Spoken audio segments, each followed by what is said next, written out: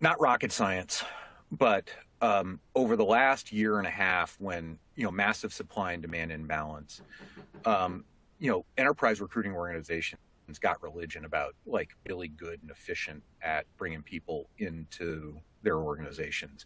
Kind of the blocking and tackling of filling the pipeline. Application processes got shorter.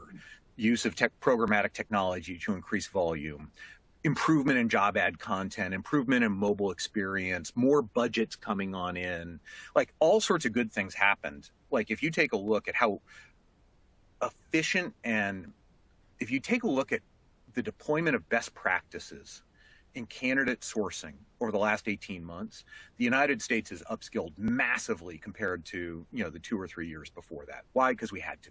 Okay.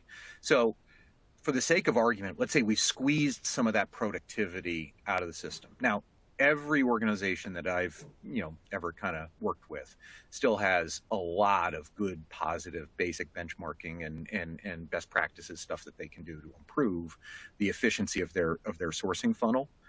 But what I do want to say is that in line with the, kind of things around pay transparency, if you waved a magic wand and made everyone's recruiting funnel as perfectly as efficient as it could be, given the different legal, statutory, kind of business requirements that you have, there's only one thing that's going to separate best-in-class recruiting organizations from those that are in the middle of the bell curve, and that's companies' reputation. 51% of job seekers, basically exclude companies who they go online and they say, oh, this doesn't match what I am. This doesn't match my view of the culture that I want or my ethics. And there's nothing in this particular slide that is going to be something that you can change from your desktop. But what I am telling you is, as recruiting leaders, we need to start the conversation with our executive leadership team about the role, the impact of just being good.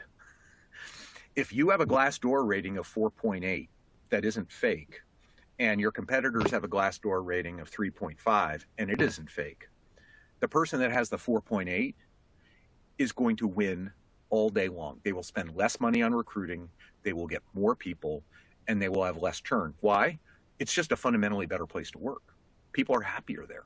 And we can do all the right stuff that we possibly can in talent acquisition, and it's not going to change that reality. And so I've been saying something like this every year when I do one of these for like 5 years, but it truly is, the final arbiter.